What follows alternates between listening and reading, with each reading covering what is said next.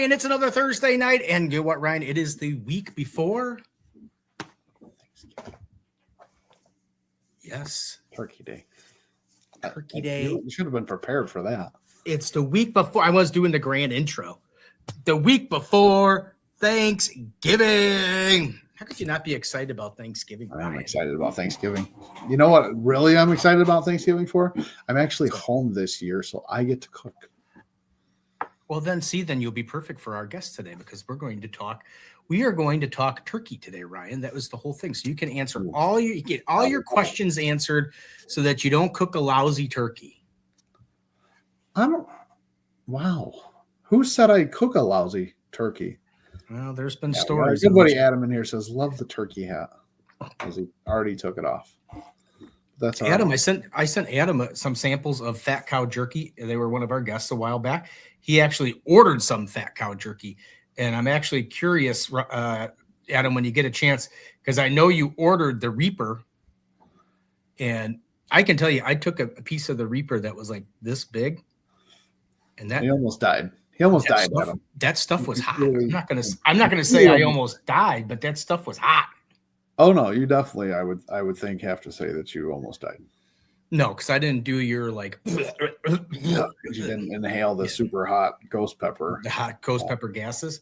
Yes. All right, everybody. So Ryan, today's Thursday night barbecue chat. I am Steve Chris. I am with It's All About the Barbecue, and the man sitting next to me, as always, the chairman of the board. Barbecue Blackstone and Beer, Mr. Ryan Hoagland. And during the week, you can find me over there at the wonderful, beautiful epicenter of grilling and smoking in the western suburbs of Chicago, which is Wanamaker's.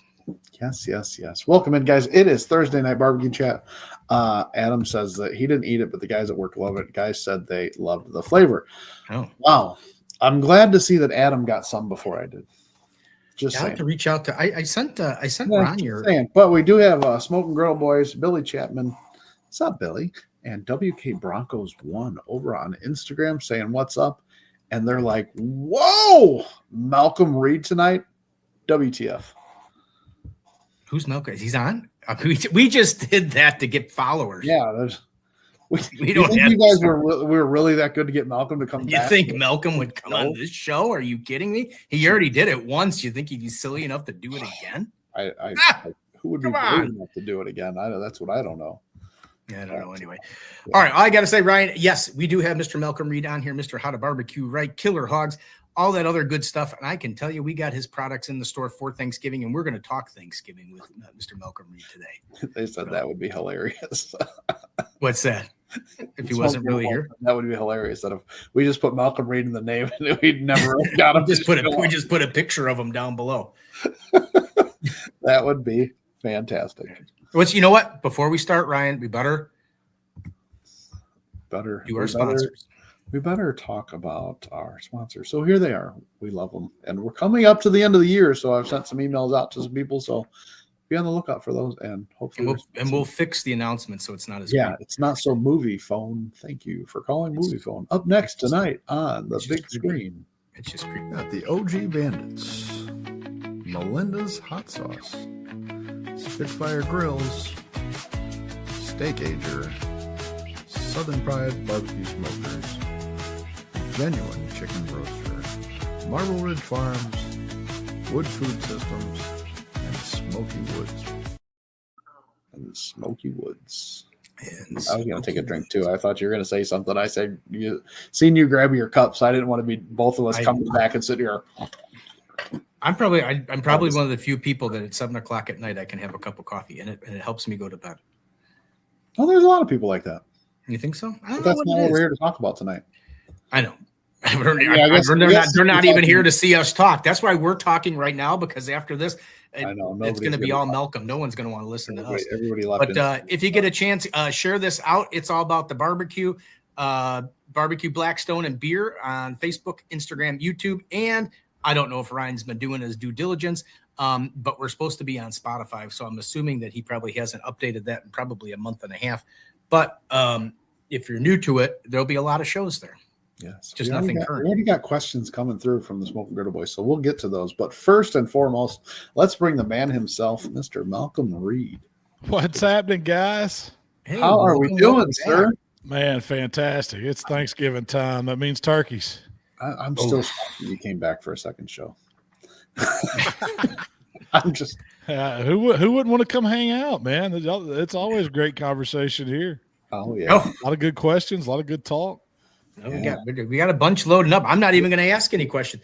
All I can say, Malcolm, is I am going to give you props because there's a couple things at Wanamaker's that never sells, and I don't know. I can never understand why. And one of them is kits, and I don't know why they don't like kits.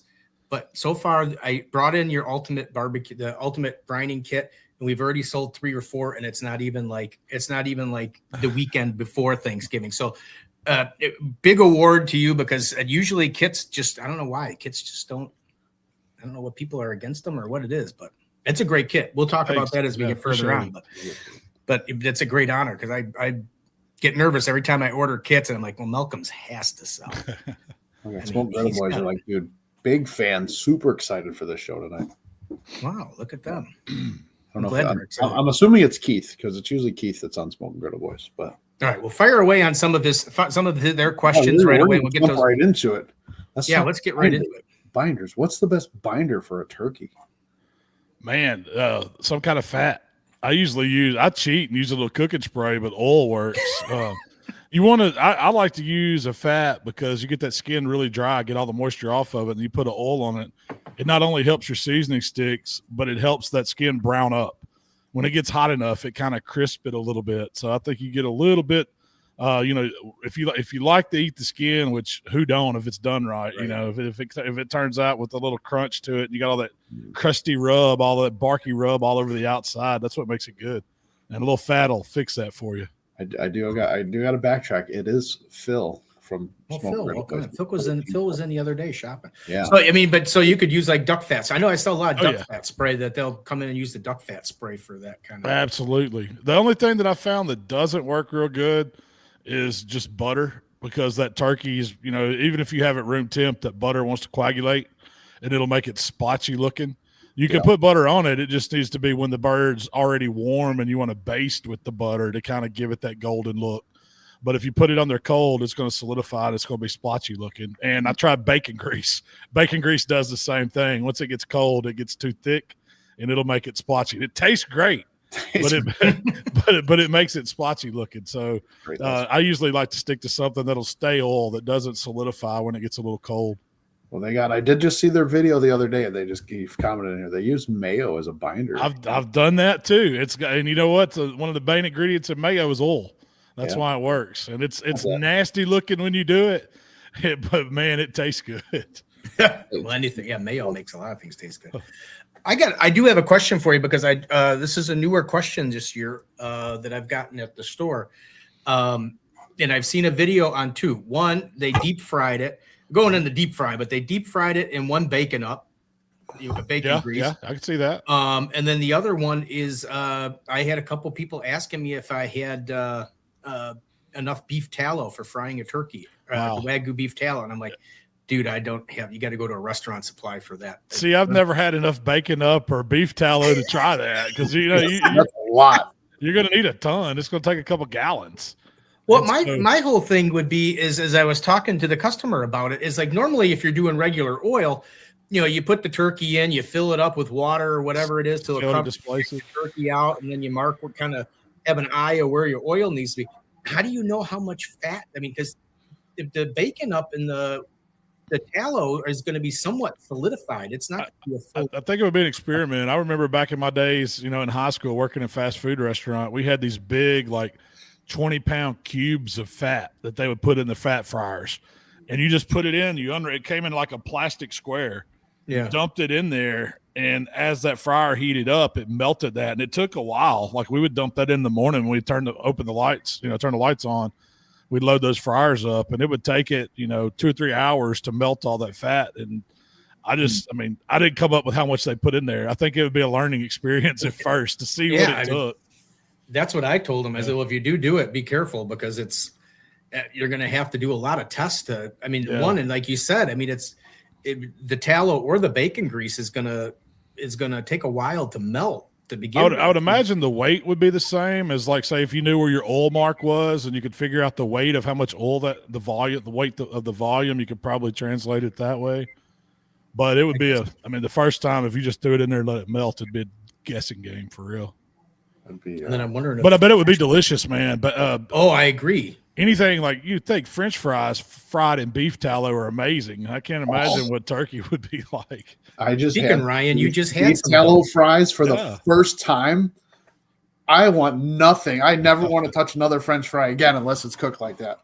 I was down in St. Louis and we went to is it Salt and Smoke and Salt, right there by the Arch and by the Cardinal Stadium. We had beef tallow fries for the first time and they were phenomenal. I'm a fan. I love it. Oh, they were so good. Well, Malcolm, Ryan's just a youngster. I mean, I'm assuming you're close to my age, and I mean, we grew up on gray, we grew up with French fries that were cooked in tallow, as you were just saying at the fast food. You put the oils in there, but I think Ryan's young enough that they had already gotten rid of most of the tallow stuff, and he was on the vegetable oil, big jar, plant-based oils. They're way cheaper. Yeah, they swear McDonald's went back to beef tallow fries. You know, when we were kids, those beef tallow fries were awesome. But I don't know. I hadn't had a McDonald's fry in a while to try it out. Fiddles and Nick and Jay says, "What's up? What's up, guys?" Fry the Coop cooks all their food in beef tallow. It's the best. Never heard of Fry the Coop. Is that up here? That might be something. That's got to be somewhere up here or something. But Malcolm's down where they got Gus's. Now, Gus's, I don't know what kind of oil they use, but that chicken is good. Oh God, yeah, it is. Places that never replace their oil. They're like, we've been cooking. Yeah, there's a Dyer's hamburger place in Memphis that's been using the same oil ever since they opened. I mean, they've even moved locations and they just moved the oil in the vat. They got an escort, set it up on a truck, the whole fryer, and moved it to the new place. Got to do like the Italian job, put it in 3 different trucks, and nobody knows which one to take. This one's got the real truck. I wonder if they filter it at least once in a while. I'm sure they have to, because as many burgers as they fry down there, man, it'd get pretty nasty. Yeah, I would think so. Of course, I mean, I guess the grease gets hot enough. Yeah. I think it's one of those things where they just reserve a little and they keep adding it back so they can say, "Oh, we've been using the same oil." I wonder how they pass the health department with that. Don't ask that in Memphis. I got under the table, probably. Yeah, right. Over on Instagram here, I got the Blackstone Cowboy says, "What's up, fellas? Malcolm, glad to see you." Always a pleasure, man. Good to see everybody. Yeah, guys, I can't see comments I can't put your comments up here if you're on Instagram, but if you come over to either Barbecue Blackstone and Beer on Facebook or YouTube, or It's All About the Barbecue on either one as well, we can post your comments up here, like Smoke and Griddle Boys. I don't want to get to that one. His questions are down the road of cooking, so I'm going to come back to his questions. Actually, I don't want to jump to the end. Lead us into his question, Ryan. I mean, they're all about the cooking and everything like that. Oh. So, what's your time and temp? I know temp is when it's done. Yeah, time is when it's done. But what's your preferred temp? Man, when it comes to turkeys, I like cooking them a little bit hotter. I'm a 325 to 350 guy. I want to get the skin right, and I like to cook, like that 12-pound bird. I think the breast is proportionate to the leg quarters, and it just all cooks even at that size. You take one of those big ones, and it's so hard to get the white meat done before that dark meat gets done, and it's just I don't think the big bird is as good as that younger 10 to 12-pound bird. So I'm looking at usually about a 3-hour cook, 3.5, but I always go by internal temp. But typically, I mean, my bird's done and resting. I like to take them to about 160 in the breast. I don't go all the way till my thermometer says 165, because at that point your carryover is going to dry it out more. So if you stop at 160, it'll carry over if you give it about 15, 20 minutes. And I've sat there and left I have a thermowork dot that I usually probe with, and I'll leave that in the breast and kind of watch it. And it'll climb up. I mean, sometimes it'll go to like 167, but it's usually 5 to 7 degrees is all you're going to get in carryover. And then once it starts dropping back down, that thing's ready to carve up. But I usually like to let it kind of redistribute and start to cool off a little bit, just so you can see that maximum temperature that it went up to. That always produces a juicy bird. The skin's just right. Like if you smoke them lower than 300 degrees, you're just going to get a rubbery skin. It never really gets hot enough to render that fat that's underneath that skin, and that's what putting the oil on the outside, using a higher temperature to melt the fat that's underneath the skin. That's what makes it good. Yeah. Well, I guess Will said, doesn't it depend on what you're cooking it in? Yeah, and usually, I've cooked them on every smoker I had. I've deep fried them. Of course, we've cooked them in the oven back in the day. I think a pellet grill is probably the best way because it doesn't oversmoke a turkey, and the extra air that's circulating in there with the fans, it kind of dehydrates that skin a little more, so you can get it way crispier than you can on a traditional offset or something like that. I love that, dude. That skin is that's the money game right there. Is getting good skin. It is on a turkey especially. Yeah, you don't want that rubber. Yep. I guess we jumped over a little bit, but are you a whole bird? Are you a spatchcock? Now most of the time I cook whole birds, and then if I need extra turkey, I'll cook turkey breast because usually it's the white meat that goes first. Yeah. Right. So I like to, I'll do something separate, or if I need extra whole birds, I'll cook 2 whole birds. If I need a lot of turkey, but I'll spatchcock them sometimes if I'm not worried about appearance. I don't think it looks as good on a platter, but everybody's used to that. I always call it the Norman Rockwell. Right. Everybody thinks of that old picture with the husband standing there with his fork and big knife sitting on the table, and everybody's looking at the turkey. That's the showpiece, man. Yeah. If you really want to cook the best turkey, part that dude out, cook every part individually, because you can control it. You can take it off when every one of them hits temp. And that's just the easy way to do it, and it doesn't take up near as much space when it's parted out like that. But there's no presentation factor. If you just got to show up with a platter of turkey meat, that's fine. But if everybody's wanting to see you carve it, you want that big whole bird. Yeah. Ryan usually has the old Christmas Vacation turkey. Yeah, you poke it and steam just comes out. Yeah. Are you Brian? Are you gonna cook it on the old smoke fire there? Is that what you're gonna attempt to do? Cook it on the old smoke fire. And if you guys are looking for a smoker, why don't you make sure you visit Wanamaker's at 1940 Ogden? This is, it's a funny story, Malcolm. We had who did we have on a couple weeks ago? We were talking about the guests coming up on the show, and I talked about we had Malcom Reed coming on the 20th to talk Thanksgiving, and the guest was like, dude, that's like the week before. And I said, now come on. I said, we're all guys. I said, so the shopping for Thanksgiving happens the weekend before Thanksgiving. Exactly. I said, so this is perfectly timed that we can talk about all Malcolm's products and other products, and then they can come in and get it. I said, because I can guarantee you there's going to be someone coming in Wednesday that's going to want some brine or something. I'll be like, dude, I've been advertising it for 2 months, and now you're coming in for brine. All right. Speaking of brine, are you a brine? Do you brine? Absolutely. For the best turkey, I brine and inject. I love a 12-pound bird. I'm going 24 hours at least. Okay. With my brine, it's pretty much salt, sugar, and a bunch of seasonings. That's all it is. It's a brine. It can be as simple as salt, sugar, and a little black pepper and some poultry herbs. It doesn't take a whole lot, but it's that salt and sugar ratio with the water that really gets the moisture inside a turkey. Because when you drop it down in that solution, it's wanting to kind of go to equilibrium. So it's wanting to take that concentration of the salt and the sugar that's in the water outside the bird to inside the meat. It's wanting to stabilize. And when you have other seasonings in there, as it's transferring across those cell membranes, it's pulling some of that seasoning in. So that's how you get the flavor deep down in it, all the way to the bone. And it takes time to do it.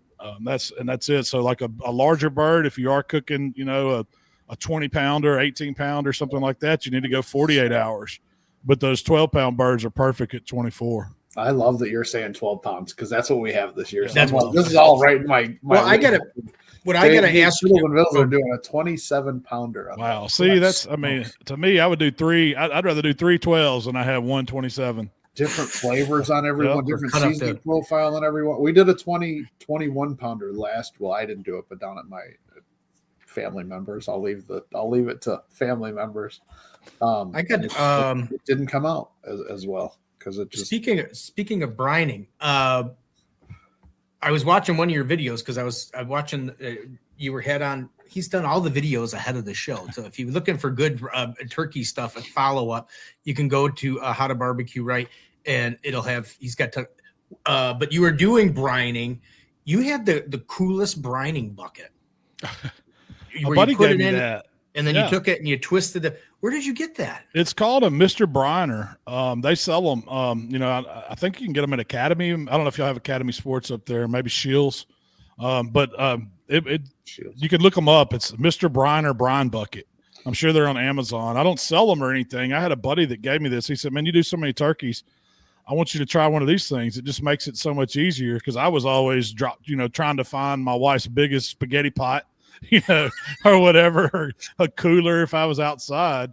But this bucket, it's basically it's about like a 5-gallon food grade bucket, and it has little locking ridges in it, and it has a little plastic piece on top that fits down, and you turn it like you're talking about, and it looks just like a spacer. But what it does, it keeps whatever you have in the brine submerged, and that's what that's for. But I kind of took it a step further, and I use these. I call them meat bags. It's just it's one of the biggest Ziploc bags you can find. And we source some, and I kind of started selling them as meat bags, but they're perfect to line those buckets and hold everything. So it eliminates a mess. You've got to clean that bucket really good, sanitize it if you just put the bird straight in it with the brine. But with this bucket, it just acts as a liner. All you have to do is take it out, and I usually just wipe it out with a little Lysol, and it's good to go. Yeah, we do have those. Yeah, Malcolm's meat bags. We do have those. Oh, actually, they're.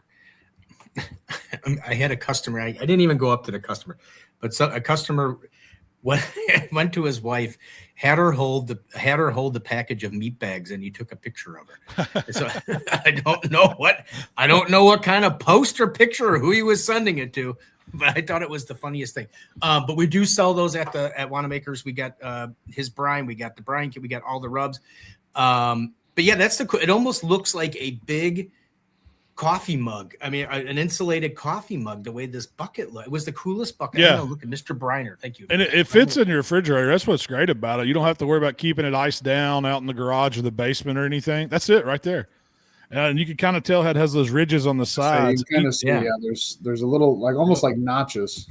Yeah, it's like little notches in it. They're stepped down all the way to the bottom. So if you're doing chickens or something smaller, you can push it way down. But it works great. The lid, does it allow the liquid to come through so it holds the meat down below? Absolutely. Okay. Because I have it's almost like a suction on the side, and you pull the handle and you slide it down into it, and it holds everything in. It doesn't let the liquid come through, so it's almost like sealing, that bucket wherever you need it to. But still holds. That was a cool bucket. But in a pinch, I will use just a 5-gallon bucket. Since I found that, I'll go to Home Depot or Lowe's or somewhere and get me a pickle bucket from a sandwich shop. Go to the grocery store when they're unloading their pickle buckets and go, "Hey, you can throw that out," because it's already a food grade bucket. That's right. You're good to go. Yeah. And a little bit of pickle extra juice in there. Can't hurt. Good stuff. I'm definitely brining. We're getting it all ready here. What I like about brines is you can take it any way you want. I mean, I've done like a sweet tea brine before. Where that's your primary liquid. I've added juices to it, all kinds of herbs, and depending on if you want like a savory turkey or a Cajun style turkey or whatever you'd want. You could do a barbecue turkey and just throw in some rubs and sauces, and stuff like that. Just whatever you want flavor that water with your salt and sugar ratio. It's gonna get down in that bird. Did you see my challenge, Ryan? Did you see I challenged somebody to make I put out a video and I challenged people to come up and make a honey money turkey, like the honey money wings from TFTI, and do an actual honey money turkey. So use this pork and rub on the thing and then glaze it with the hot honey. I bet you that would be really good. Oh, but it'd be great. I just seen your pork belly with the hot honey pork belly. Malcolm's? Mine, Ryan? Yes, yours, Steve. Well, I know, and we already talked about this, but yeah, you do inject, but I got Johnny Cremines over on Instagram says, "Are you still offering that pump injector?" No, I don't have that one anymore, man. That's one that company that I was getting those from got bought out and they stopped selling to us. So I don't have them anymore. I wish I still had the BDIs. Those were my favorite ones. That was the green injector with the siphon hose where you just drop the hose down. You didn't have to have a reservoir. keep going. Those are great. yeah, just but I pumped can't. itself Yeah. in, I've seen some guys with them. They're sourcing them somewhere. We don't have any now. I've just went back to the old standard cheap turkey injector, just the syringe. You draw it up and run it. You can't stop those up. They work every single time. Well, the best thing about those is you really don't have to clean them. If you get, Yeah. if you get a good one, but it's not too expensive, when you're done with it, you just Toss it. They're $3 or Toss $4. it, done. Yeah. man's way of doing dishes. Just throw it out. They're gonna Griddles and Vittles are doing their own. They got their new seasoning out there, Vittle glitter on their turkey there. I hadn't seen that. I got to check that out. I like the name, Vittle glitter. Yeah. So when did you? Who came up with the kit? Because the kit's pretty cool. Well, that was, I guess, my wife designed it and everything, but those were just the 3 seasons that I was using to make a turkey. It's, because it comes with the bird brine, of course. Mm-hmm. Comes with 2 meat bags, but it also had the AP seasoning, which is all around good on everything.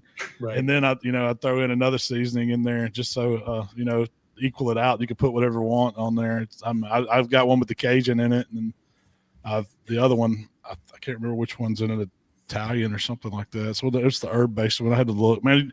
I don't get into selling the products. I let other people do that for me now. I just cook. So you're talking about it. You got all these brine kits and stuff. I was like, yeah, I remember approving them, but I don't remember. I don't know what's in them. What exactly. Well, I was just going to ask you. I was wondering if there was a variety, like it was a surprise inside when you opened it up, because I did open mine right away when I was at the store. I'm like, well, I want to see what's in this thing, and yeah, it had the King Craw in it. It had the AP, had the 2 bags, and it's not I think we're doing $36.99 on the kits. It's not an expensive deal. It's actually a great deal. I mean, nowadays just getting 2 rubs is almost the price of. Oh, absolutely. Yeah, that's kind of what we did. We were kind of discounting it for buying all 3. That was the idea of the box, being able to discount it some and throw in the bags. So it's enough really to do. I would say you could do 2 birds, no problem, because usually on a 12-pound bird, I used to use half a bottle of bird brine. If you got a 20-plus pounder, you're going to need the whole bottle of bird brine, but it'll do 2 birds, and there's 2 bags too. So you can, in those bags, you can also put 2 birds in 1 bag. If you have 2 12-pound birds, it'll hold them. 2 or you could do a birds, bunch. You could do a bunch of breasts, right? Oh yeah, absolutely. What does Alonzo got going over there, Ryan? He's got a long question. Alonzo Canty said, just made me a turkey breast with the kit. Highly recommend. The Brian Malcom has, in my opinion, is the best for a textbook Thanksgiving bird you can find. There you go. Shout out to Alonzo. Yeah, let's go. He's been, if y'all hadn't seen his channel, he's been cooking some killer turkey breast. He did one recently. It was like a version of a Nashville hot turkey breast, and it looked amazing. That would be Gulf really Coast good. Smoke. That's his team name, I think, or his channel. Oh, Gulf Coast Smoke. Yes. Yeah. I accidentally try to share stuff on this stuff all the time. And I didn't realize, you go and you're doing stuff and you're sharing stuff in the groups. And I didn't even realize that it was actually like a fan page or something. Like that. Oh, now I feel bad. Well, I'm sorry, Alonzo, if you thought I was being a pest, but anyway, thanks for coming on the show. What else we got? What do we got going on? All right, let's talk about before you get. What is your time frame for getting stuff out of the fridge? Because we're getting close to that period of time based on the size of the big bird to the smaller bird. What you usually do the 12-pounders to the 14-pounders? When do you usually? I'll usually take those out if I know I'm going to be cooking it on Thursday. I'll have that bird out Saturday, Sunday. Just put it in the fridge. If it's a 10 to 12-pounder. If it's a little bigger than that, I'll definitely get, like if it's a 14-pounder, it's definitely coming out Saturday morning. If it's a 24-pounder, I've got it out today, 1 week ahead. Nick and Jay, 29-pounder. Nick and Jay, it better be out right now. It better be out right now, or you're going to be in trouble. Yeah, get the hair. There's nothing worse than opening it up and it's full of ice and you can't get everything out of the cavity because it's a big ice chunk. So yeah, and then don't deep fry it. Yeah, do not do that. You'll blow it up. Well, the deep fryer goes right in the middle of your kitchen, right? Oh yeah, right. Yeah. Disclaimer: that's a joke. Little cardboard on the floor, right in the middle of your kitchen, and gut it down. Yes. Jesus, that is. I have to say though, that's still my favorite turkey is deep fried turkey. But I did one where I called it smoker fried, and I got the idea from doing hot wings that way. We would smoke them first, and then we'd flash fry them to get them crispy at the end. And I said, what if we did a whole turkey? Because my dad always fried turkeys. I mean, he was the fried turkey king. That's what everybody wanted. And it's really not worth doing unless you're going to fry a bunch of them. To buy that much oil and to heat it up just for one turkey is kind of overkill.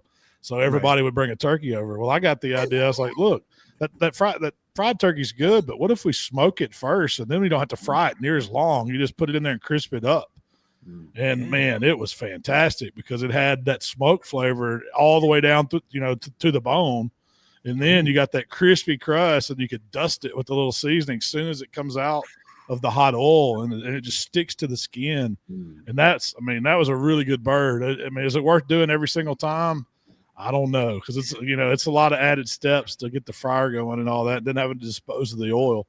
But it's worth it if you're doing several of them. Like if you got to do 4 or 5, I highly recommend doing that. But frying always has that. That skin is just amazing. Yep. They took their turkey out on Tuesday, so there you go.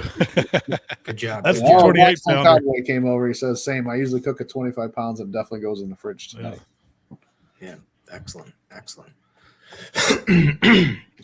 Ooh, I forgot. Are you carve it at the table? You carve it at the table, or I don't. I carve it.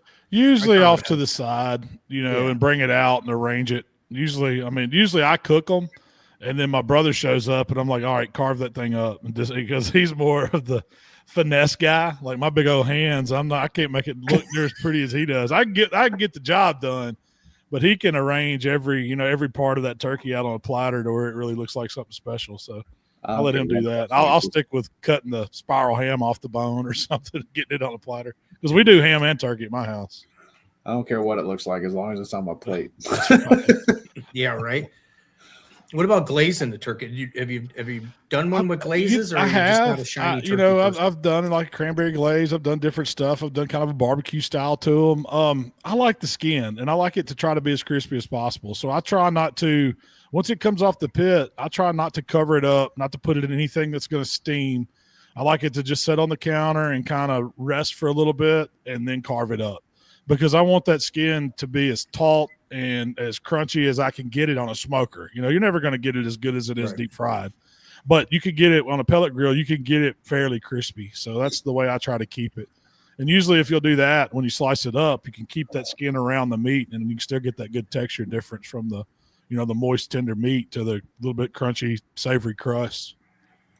Since you said it on there about resting, one of Phil's earlier questions was how long to rest the turkey before you cut into it? I like to let it carry over as far as it's going to carry, which is usually about 15, 20 minutes, and then it'll start going back down, and then it's time. Then I carve it.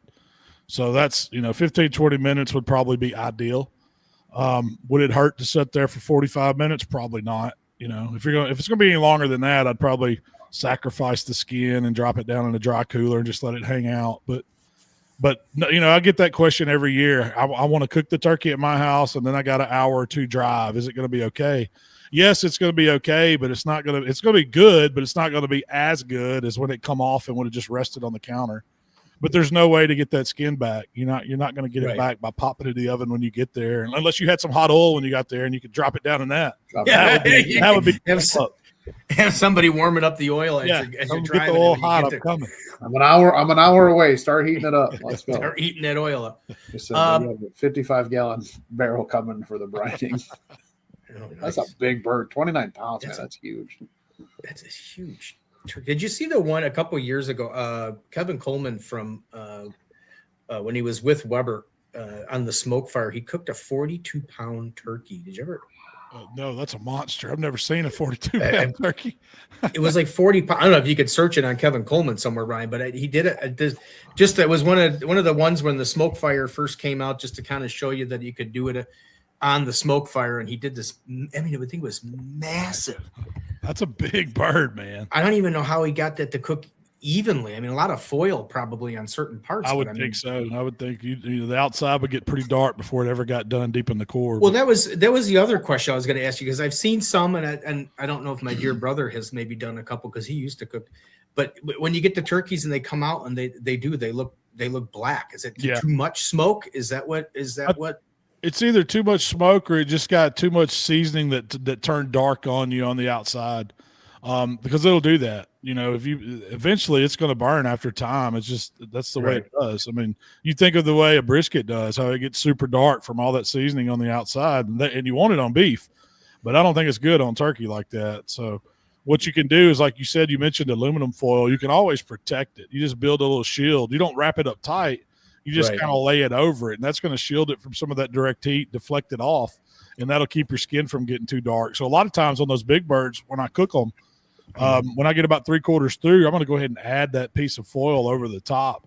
And then right at the end, the last 10, 15 minutes, when I almost get my temps there, I'll uncover it and let it kind of bark back over a little bit, because it will make it soften a little bit, having the foil over it as a tin even.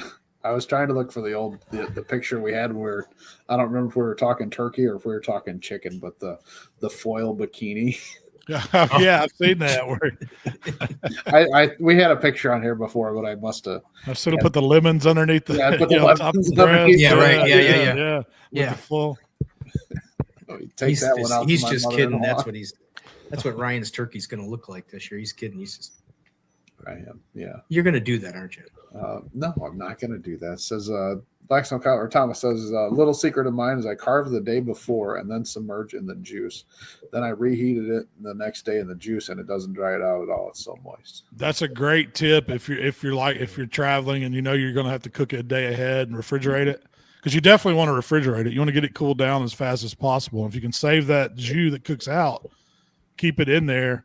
It's best to vacuum seal it when it's in there, because it's completely covered. And then when you reheat it, it's easy to reheat that way, and it keeps it as juicy, I wouldn't say as juicy as the day it came out of the oven, but it's pretty daggum close. You take it, if you vacuum seal it with the juice in there, you could just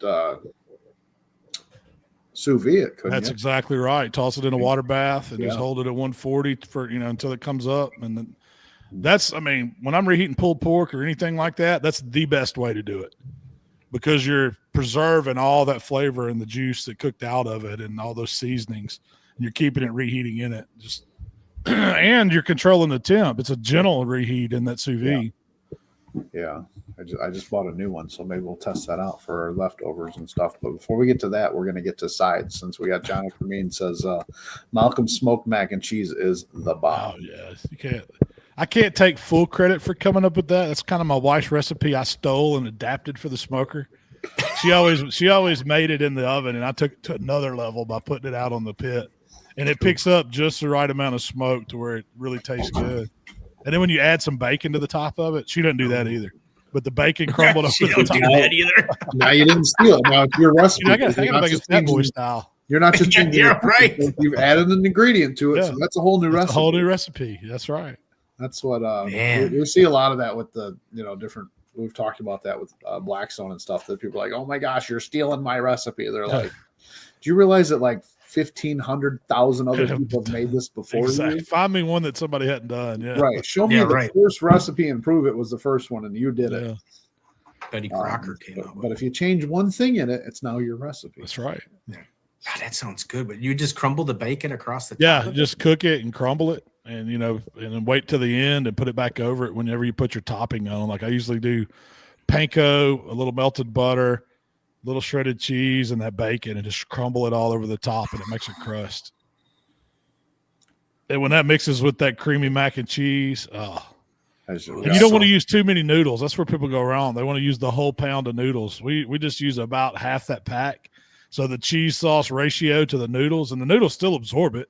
It's just it's not on that thick packy side where when it cuts out it still stays a square. I want my mac and cheese to be runny, a little gooey. Yeah. That crust on top. That's I like that's Thanksgiving right there, mac and cheese. What other sides? What other sides do you have with your? What's your number one? Yeah, what's the milk? What's the new table look like? In the South, we eat dressing. I don't know if y'all call it dressing up there. It might be stuffing, but it's the same thing pretty much. Right? Stuffing, dressing. We do cornbread dressing. Usually it has either chicken or turkey in it. So that's where you get chicken and dressing or turkey and dressing. And it's cooked casserole style. So basically it's like cornbread with a mirepoix, celery, onions, little carrot, and then little garlic, all your poultry herbs. Some people put sausage in it. My mom never put sausage. It was always chicken. She'd boil a chicken and use, some of the liver And then a lot of the dark meat and the white meat inside the chicken, and that chicken broth is what she loosened her dressing up with. And it needs to be a little runnier when you mix all that cornbread with it than you think. It shouldn't be real packy. It should be kind of loose, and that way when you bake it and it sets, and of course you put an egg in, one egg in there too. That kind of helps it set. But that's what makes it so good. And we serve it with gravy. So you have that, and then you have some cranberry sauce on the side to go with your turkey. I mean, that's the number one. Like if you're having turkey, you got to have dressing with gravy and cranberry sauce. Then you got to have mac and cheese. Then you got to have sweet potato casserole. Then you got to have some kind of bean, whether green bean, lima bean, something like that. And let me see. Oh, the hash brown casserole. That's another one we do. It's like Thanksgiving's casserole day, man. That's the best. It's the best. I think sometimes the sides are even better. They're better than the turkey. I mean, you eat on Thursday, but then this carries on all the way to Sunday. I mean, there's leftovers for. We're getting to the leftovers later. Yeah, we got sandwich on top of sandwich on top of different sandwich with dressing, and then some with gravy, some with cranberries. I can't forget the deviled eggs. Do y'all do deviled eggs? Oh, I love deviled eggs. What about have you done the smoked deviled eggs? No, I've never done smoked deviled eggs. I did this on the Weber last year. I think I did. I was trying it out. I put the eggs in the smoker to cook them, and then cut them all out, separate them, put the whites on a pan, just the whites cut open and put that on there and smoked it, and then took it out and put the filling in later. I've had a hard smoked egg. There used to be a buddy of mine at contest who would bring us potatoes and eggs for breakfast, early morning on competition days. He'd walk around. You might get a piece of sausage with it, but it was always a smoked egg. And I always thought it was good. We just ate them with a little AP and a little hot sauce. Just peel them and eat them like that. But I never thought of my deviled eggs with them would be really good. Deviled eggs smoked, yeah. After you put the whites back in there, they brown up and just suck it browns up. In there. And then some bacon on top of your deviled eggs too. Yes, I absolutely do that. Candied jalapeno and bacon on top. That's it. Yeah, buddy. I flipped back over to Instagram and Karen said, "Are we not talking about the Kraft Blue Box, right?" No, we're talking not for Thanksgiving. That might have been an after school snack or something. Right. I'm going to try that dressing. You got that cornbread dressing? Absolutely. Is it on your website on the website somewhere? Yeah, you can find a recipe for how to make the cornbread from scratch and everything. I've got it all on there. It's not hard to do. It's a few steps, but it's not really hard. Creamed corn with Parmesan? Never heard of that one. I like cream corn, but corn. I'm not a green bean. I'm not a bean person, so I'm not a green bean casserole. Trisha makes a really good green bean casserole, but I'm just not. I like the green bean casserole. With green bean casserole. Yeah, cream of mushroom, soup base, and all that, and the crunchy onions on top. Extra. Like I will take a whole jar. Like I'll do a little 8x8, and I got to put the whole jar of the thing of the onions in there. Yeah, I don't know. I don't know what it is. Eat them. I don't know what it is. I just don't like it because when we first moved in our first Thanksgiving, she's like, "Oh, I make the best green bean casserole." I'm like, "I don't like green beans," and she's like, "No, I haven't." So she's like, she made it for and she's like, "Here, try some." And I tried it, and she's like, "Isn't it good?" I said, "Yeah, but I still don't like it." I said, "You know what I mean?" There's something about the texture green bean thing. Yeah, the green beans just don't do anything for me. I don't. Now I like a good broccoli casserole with lots of cheese and a nice coating of crackers and stuff on that. I mean, I can eat a whole pan of that, but there's something about the green beans that just doesn't do anything. Green beans wrapped in bacon. Yes. Oh man, we used to do those with the little French dressing over it and cook them. They were really good too. Ooh, or sprinkled with brown sugar. See, I always take the bacon and cook it in the pan. Take it out of there, leave the grease in and some of the bits, and put the green beans to cook. Saute them in the bacon fat with the onion. Yes. So good. Throw a little garlic on there. You're good to go. You're speaking my language now. Thomas says I'm filming the corn and tagging all you since you turned your nose at it. Well, I mean, we didn't really turn it. I said I like cream corn. It was more Ryan than anybody else that did it. So we have what's called corn pudding is what my mother always called it.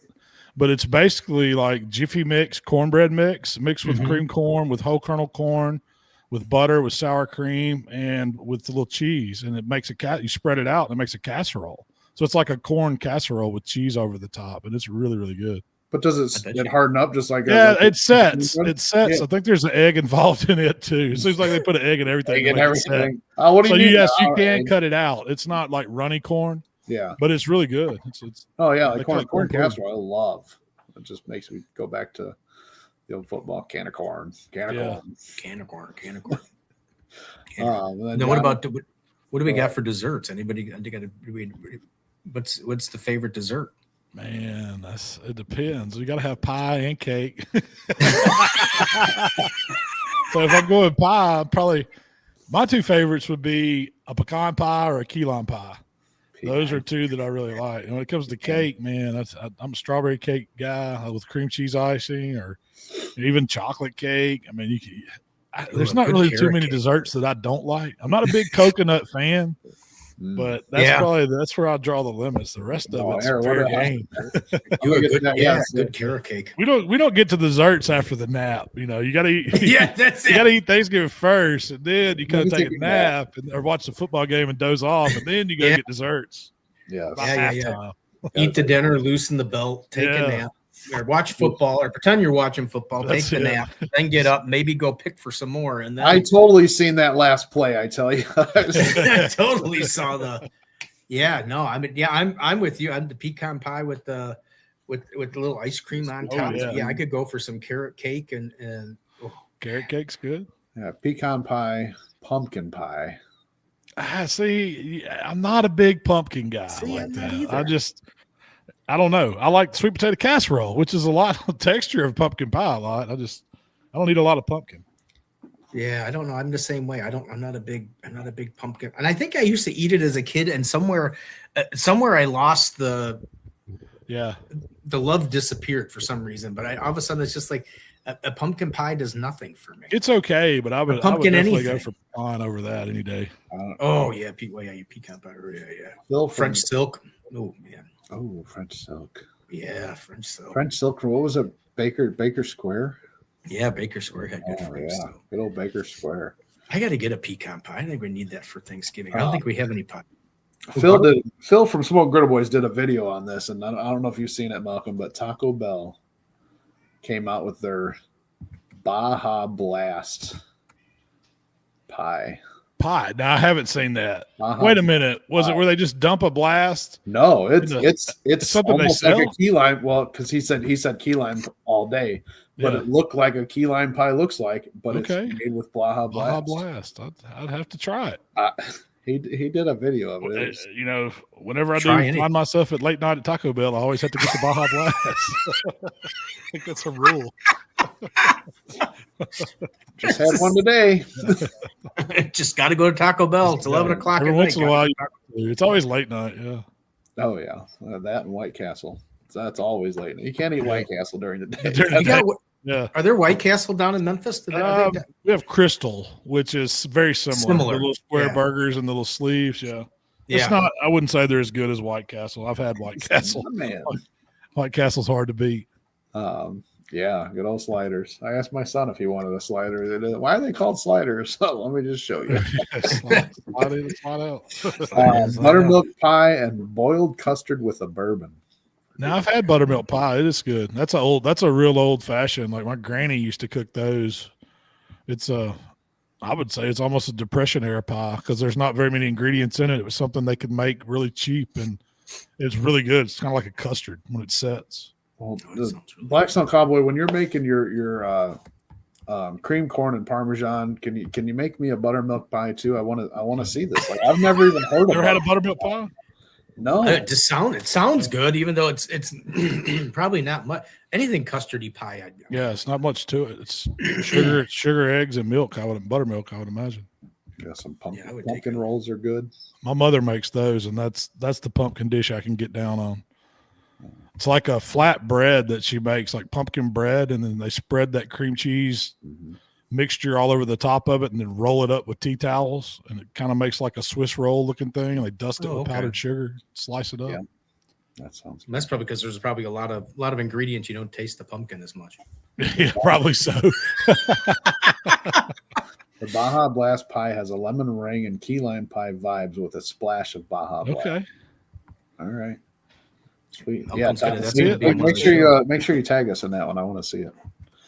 I like seeing wanna what see- everybody else does. I do too. Maybe I want to of course, start doing that. Start taking, maybe like the whole month of November next year, because we're almost done now and I can't have time for it. Have everybody send me something, one thing a week, just to make. The Baja Blast would be interesting. You still have time to do that, Ryan. You could do that. I could. Maybe I will. Let me know when you're doing it. I'll come over and when you're cooking, let me know and I'll come over. Well, for those of you who aren't cooking, such as myself, because I just found that there's such an easier way to do things. You can go and support your local barbecue restaurant or other restaurant. I'm sure there's tons of them that are offering. I know I'm going to Steamboat Barbecue in Wheaton. That's where I'm getting my turkey from. I know everybody on here is probably a big cooker. But to me, I just find the pleasure in going and picking up my turkey, and it is probably one of the best tasting turkeys I probably have ever had in my whole life. And it's ready, done, bring it home, carve it, we're eating it. It's just, there's no getting up and cooking and waiting and doing all the brining and all that other good stuff. I let someone do it for me. 3 days of work for 20 minutes of dinner. Yeah, that's true. well. And that's the way. Of course, obviously, it started based on my laziness. I mean, I couldn't decide whether I wanted to cook my own turkey or go get one from somewhere. And lo and behold, the Wednesday before Thanksgiving, Trisha's asking me, "What are we doing?" And I'm like, I have absolutely no idea since tomorrow's Thanksgiving. So I called John over at Steamboat 2 years ago, and he had some. He's like, "Yeah, I usually have extra for people like you that." Always call it the last minute. And I said, well, next year it won't be the last minute, but I appreciate it. And it was the best damn turkey I think I've ever had. So that is an option. Support local, support small. If you're not going to want to do it yourself, support a local restaurant and a barbecuer and or find somebody. I mean, a neighbor or somebody might want to cook one for you. More practice for us, right? I'm a little lazy, so I don't know what to tell you, but I just like to eat. I don't know. That's all I can tell you. I'm going to be cutting my turkey from cutting or getting my turkey from Kroger, cutting or getting my turkey from Kroger off the bone and then smoking it. I think you're talking about parting it out. Maybe. Oh, that could be. Maybe that's it. Greg Cox, if you can clarify, that would be perfect. But I think that might be it. I agree with Malcolm, though, that cutting it into pieces would almost be saves you the trouble of carving, but at least everything would be even, and you can pull the pieces off as you need them. Yep. Well, I know you're a big chicken wing guy, but do you do the turkey wings? I've cooked them a few times. I always get the turkey wing off my whole birds. I love them, but it's just I've never. I just like chicken wings. I don't know what it is. I don't think I've ever had turkey wing and beer, but I've had plenty of chicken wings and beer. I just want to pick up the turkey leg. It always takes me back to Crocodile Dundee. Yeah. Nah, needs garlic. I do like a turkey. I do like the turkey legs. Though. Greg we see the smoked turkey legs at the fairs and different events around. Yeah. They're really popular. You know where they're really popular at is Disneyland. Did you know that, Steve? I did not know that. I've never been. Oh, yeah. Steve, you didn't really. You've never. I've known. Has never asked to go to Disneyland, so I've been lucky. Or Disney World, I'm lucky at that. Yeah, no, they. I don't know if I think they still have them. I haven't. I'm sure they do. It's a. I haven't looked in a while, Ryan, to see if they're there. But my son Colin and I, every year we would go, we would get turkey legs, and it was just great because I don't go on a lot of rides. I'm not a roller coaster guy, so I don't go on a lot of rides. So they would go off and get in line for their roller coasters, and I'd go get myself a frozen lemonade and a turkey leg, and I'd sit there and watch people fight with each other at the happiest place on earth and eat my turkey leg and have my lemonade and just enjoy the world. You know what I mean? Or a Dole Whip. Dole Whip. I did frozen lemonade. I didn't do the Dole Whip. I would just do frozen lemonade, and it would just be. And I'd go sit in the shade. I think Thomas goes, but this is going back to you've never been to Disney. What? My son is 13 now. He's been to Disney 9 times. Really? Wow. Between California and Florida.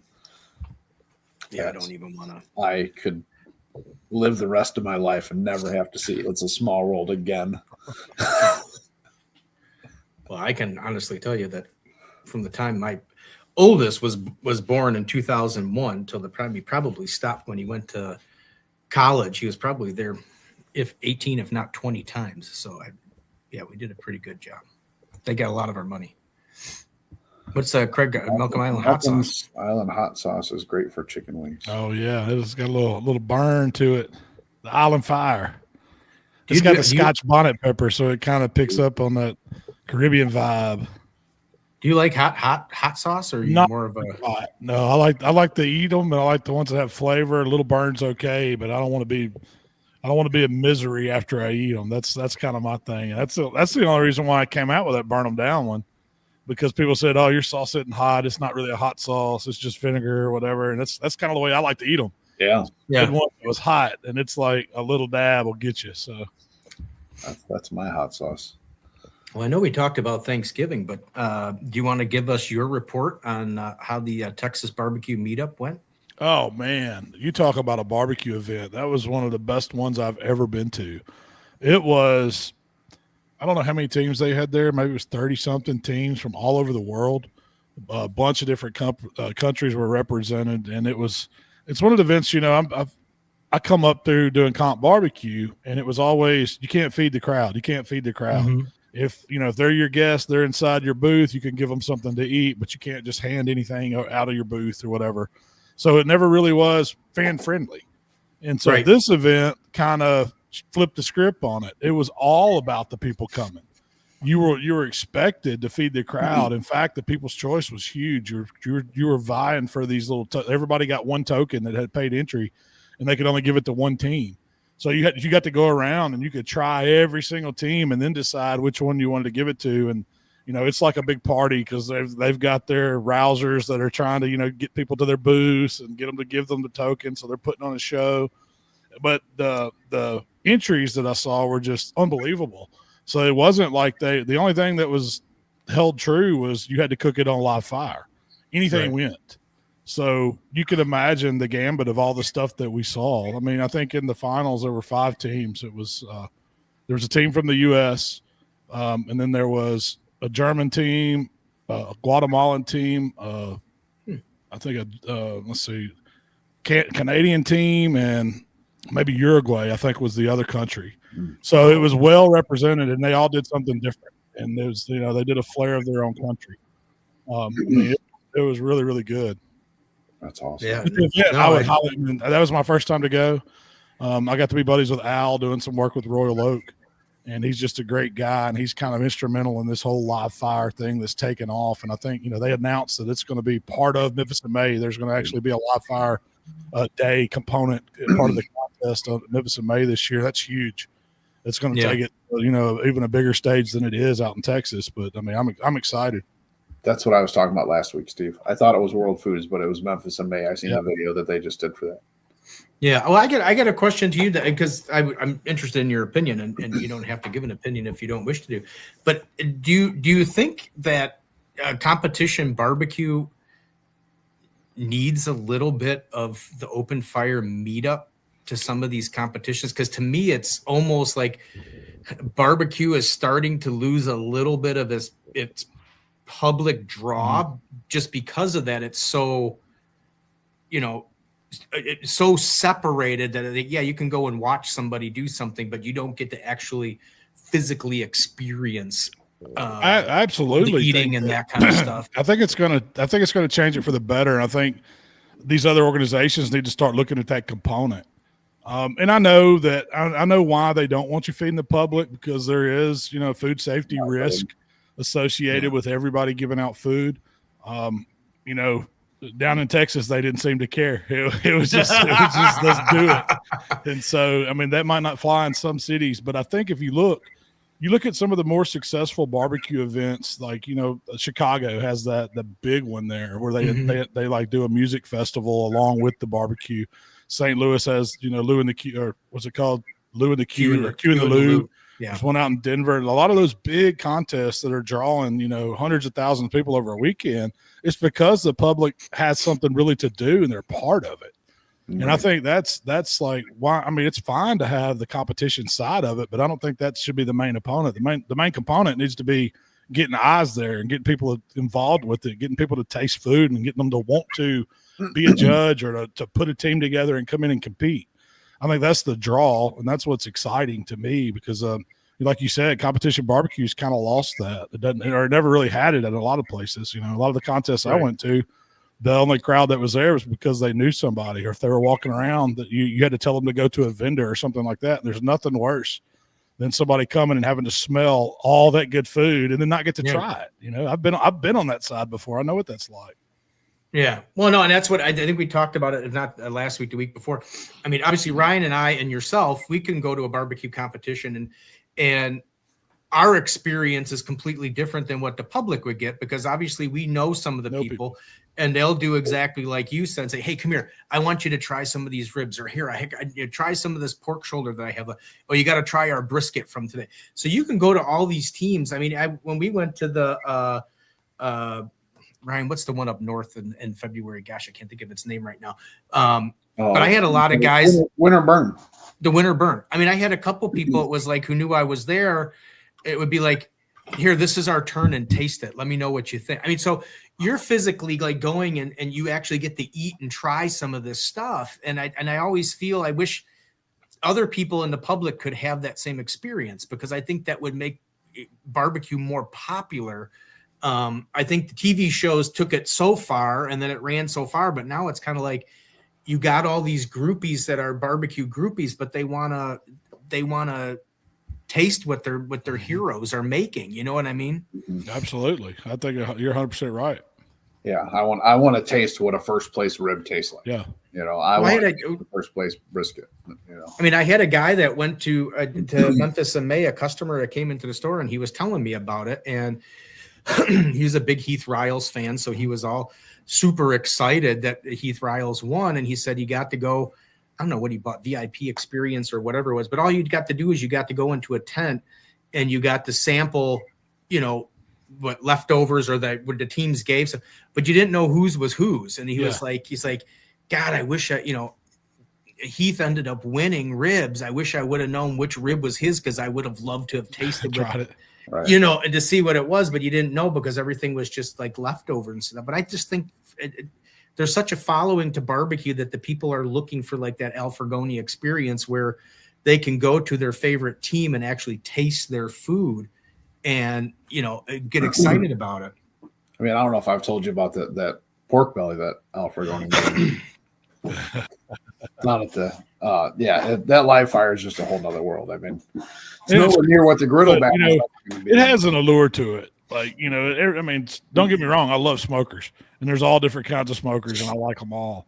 But when you just got, fire and all this metal with hangers and stuff, and it's just an open fire, and you're standing around and you can feel the heat off of it. You can see the meat juices dripping down on it, and they're turning and basting, and it's primal, man. That takes you back all the way to our cooking roots right there. Yeah. Yeah, no, and it's still amazing. Like, it's just sitting there and everything's dripping, going everywhere. How moist everything still comes out of it. I got the Smoking Pastors on Instagram. He said even if it was an upgraded ticket, must be talking about the Memphis in May. They sign a health waiver, and see that's what it comes down to. All of it. It's almost like you almost find a way to, if you buy a ticket to go into Memphis in May. Or something like that, there's some kind of waiver you have to sign. That would allow everybody to enhance that experience. Yeah, I mean that could be as simple as that. It could be a big sign. Everybody has to walk through this gate, and if you're walking by and you take the chance of tasting anybody's food, you're on your own. It's like the raw seafood little disclaimer on menus at restaurants. They all put it on there. If they serve oysters or anything raw, it'll say they're not responsible for undercooked or raw seafood. Greg said that's why I always like to come to Malcolm's when he has an event on Saturday. Yeah, I feed everybody that comes into my place, man. Yeah, I can believe it. So then we got Phil says, Malcolm, do you prefer hot and fast or low and slow method for smoke? Man, I'm a low and slow guy. That's what I started. I just think that there's everybody knows there's more than one way to get to the end result, but I think that low and slow way, you just can't beat breaking that meat down, slowly rendering that fat, and just cooking it to the bones want to slide right out. To me, that's true barbecue. And then, I mean, what gets me on the hot and fast stuff, you see these guys cook it, and what you don't realize is they're only getting certain parts of that meat they're cooking hot and fast. That whole butt isn't near as good as a low and slow butt that you could eat the whole thing off of. Right. But they just want the money muscle and a couple tubes, and they're off to the races. Right. Or they want a few slices out of that brisket, they're off to the races. They're not, it's not about cooking that whole piece of meat, the whole time, low and slow.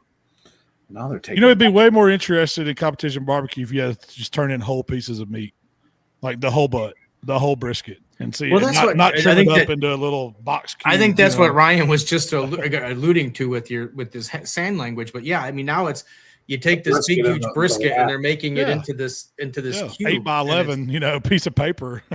Yeah. What are you doing with the rest of it, man? They're into doing it just so you can cook it hot and fast, so you can get some sleep. Yeah, they should do like a traditionalist series. And how many sauces you can put on it and how sweet you can get it with maple. Yeah, right. Is that true barbecue? I guess. Yeah, that's Not the way I prefer to eat it.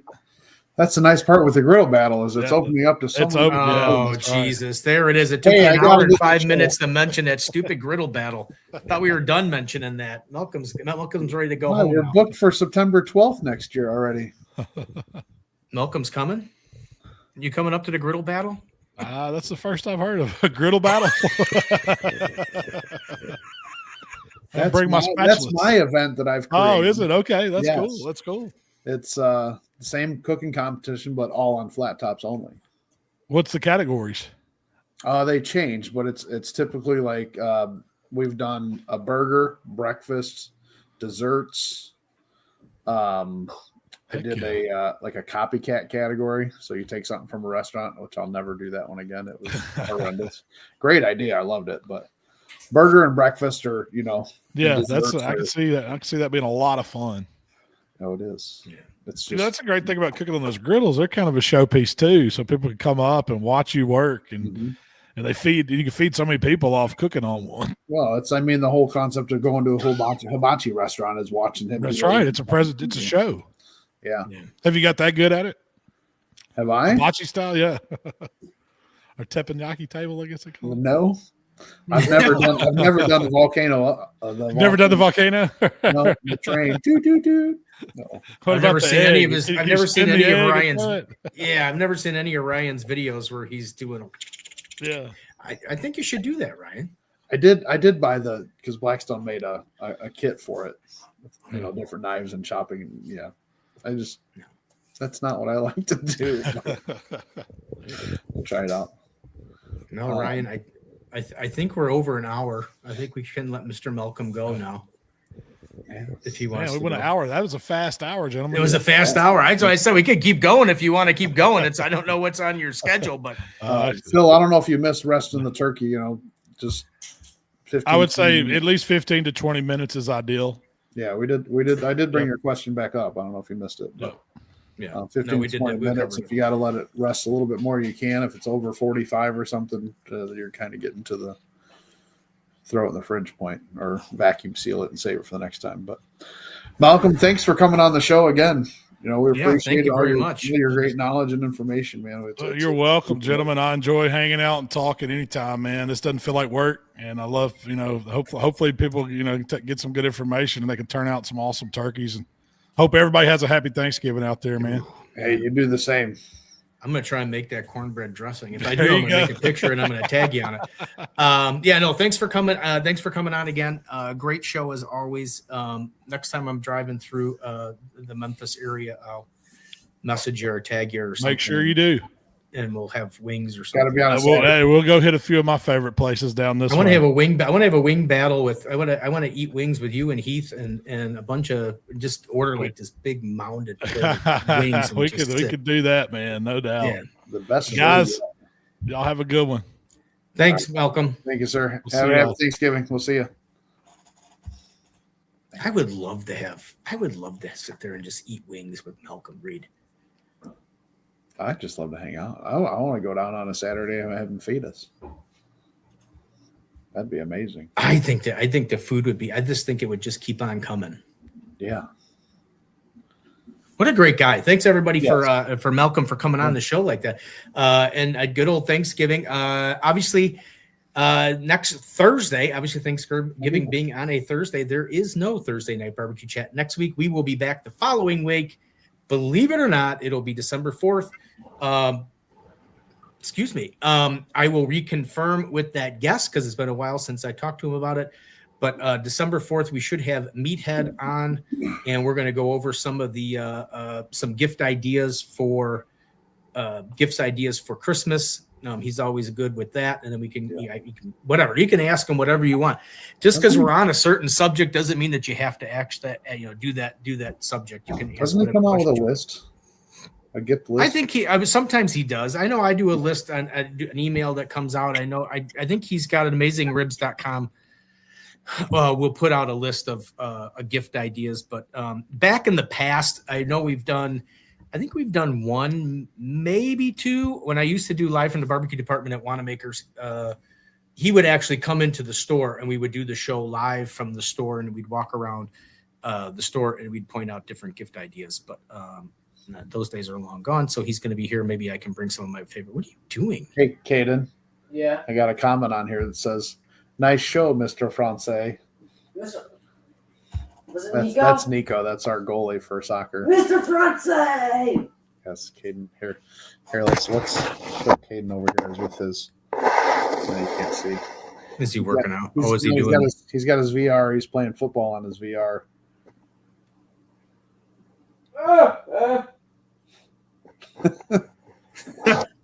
That could be. To be honest with you, that could be a whole show in itself. Could be. Without him knowing, just put it. Just will commentary to what he's doing on the. Just see when he scores and he's like. That's pretty. But yeah, everybody have a great Thanksgiving. Great ideas on here, man. I'm telling you, I really want to go to the Reeds for Thanksgiving. Can you imagine? I'm gonna try and make that cornbread dressing. I'm gonna look that up on this dressing. Yeah, that sounds good. It reminds me like just a corn casserole with everything else in it. I don't know, but it sounded really, really effing good. I gotta see. I want to come up with some other sides to make, because since I'm going to be running the smoker, I might as well do something else with it. Why I got the space going. Yeah, and you got the big one, so you don't have to. Or did you switch it? You switched it out with Sean, right? I got the X4. Yeah, either way. Those smoke fires, I know they had issues with them, but they work pretty darn well. Works great. They fixed them. Works great. Anyway, like I said, if you're looking, I think it's. Well, to be honest with you, it might be too late now, but you can try calling places. But if you don't want to cook, try checking with a local restaurant or a barbecue place. They may have some turkeys and stuff left over, but I'm assuming 1 week out, it would probably be, you'd be kind of lucky to get one, because I know they do a lot of scheduling. And I think I ordered mine. I'm not lying, Ryan. I ain't lying, Ryan. I think I ordered mine in September. You probably did. You probably just pick yours up and put an order in for next year. No, I mean, I physically did. I mean, for some reason it popped into my head, and I just kind of was like, oh, I wonder if they're taking orders for turkeys yet. Yeah. So I sent an email to Steamboat through the catering thing, and she's like, yep, we're doing it, and we'll put you down to. So I mean, I didn't order it in September, but they put me on the list to contact, and then it was so quick and easy. Just call up, tell them what time you want to pick it up at 12:45. So I think I'm going to leave here at noon. I'll get there probably around 12:30 or so, or maybe a little bit before that. Hopefully John will be there. I'll get time to talk to Mr. Bovinet, and because we haven't seen each other in a while, and then pick up my turkey, and maybe, hopefully, cross my fingers, they'll have bread pudding, because Steamboat Barbecue has some of the best bread pudding you'll find. Bourbon bread pudding. Did you ever have their bread pudding over there at? No, I just had. What was a couple weeks ago? I got Hell's Barbecue, the bourbon bread pudding. I think what I've been seeing Hell's Barbecue, and they're really going to town on They're going to town on those egg roll things. They got a lot of different. I like their egg rolls. The brisket between the soul roll and the roll. And the brisket roll. I mean, I really like those. I think that's a great way to eat barbecue. I think it's mainly because it's like a certain size, and you can get 2 egg rolls, and you're looking at it like it's only 2 egg rolls, and then you get done, and you're like, oh, I'm just full. Yeah. Instead of you and I ordering our full tray and then eating like half the tray, and then 20 minutes later, you're like, oh, what the hell did I do to myself? All right. Well, guys, another great show. Another fantastic guest. Yeah. I want to wish everybody a happy Thanksgiving next week. Enjoy your time with your family. I won't put them out there, put the name out there, but they their father just passed. So, I mean, I know this is like, it's going to be hard and stuff like that, but enjoy your time with your family while you can. You never know when they're not going to be around.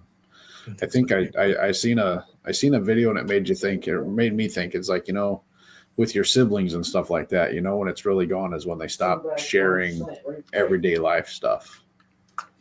You go from fighting with your siblings when you're growing up, and the next thing you know, it's done and over, and everybody's off in their own life. And it's had me thinking today, so I got to reach out. Well, Ryan, it's a good point because I forget. I am the youngest of my family. So I just had the birthday, obviously, last week. I turned the big 55, and my brother is 55. Yeah, I'm 55, Ryan. I'm 55. You're 45. Yeah, I'm 55. But my brother, my oldest brother, just turned 65. So it took me a while. You don't think about it, obviously, because your kids and your family and you're this and that, and you're going. And then his birthday came up, and I'm like, ooh, shit. My brother's 65 years old today. It's like, wow. Boy, did we get old fast when you think about it. Because I'm just used to being around, obviously, Ryan and Trisha's 45 and people of somewhat near my age. So I forget, and when I get my siblings in here. But you're absolutely correct. 65 years old, as a lot of your siblings are getting older and everything, you just never know what's going to happen in a day and change. And you never want to get, for somebody who's missing. Both of his parents have been gone now for, that's myself, have been gone for at least 5 years is the shortest. My mom's been gone for almost 10 years. It's a whole different, you miss certain moments and you miss certain things and you just wish you could have one more day. So yeah, definitely take advantage. Hearing that this friend of ours that his dad passed away, like, it made me call my parents and say, hey, you know, just to say I love you, but you never know. When it's your time, exactly. It's your time. So that's my two. Anyway, so and then on a lighter note, Ryan, as we get into Thanksgiving, but yeah, you're right. You're thankful for everybody around you and this and that. But for all of you, you can be thankful. There are only 3 shows left for 2025. So if you're, and then that would be, we got, what the heck was that? He's playing football. Oh. So, yes, I said 12-4, we got Meathead. 12-11, we got Christy with Girls Gone Grillin'. Girls and then we are finishing out the year 2025, December 18th. We will have Brad and Brooke on from the shed to close out 2025. What a great year 2025 has been so far. Anyway, awesome. So far, we did pretty well with the show, I think. Nobody still watches it, but I think we've had more fun. Definitely. So anyway, but yes, everybody be happy, thankful, be kind and courteous to everybody. Ryan, happy Thanksgiving. Happy Thanksgiving to you too, Steve. Enjoy. I'm thankful for you. I'm thankful for you too. I'd have nobody to pick on. Right. Who else would you banter with like this? I don't know. Trisha always thinks we're fighting. She's like, "Are you guys fighting on the show?" And I said, "No. No, do that every week. We fight before the show. We fight before the show." And then sometimes it carries into the show. I mean, only once did it really carry into the show. One time out of how many shows? 108.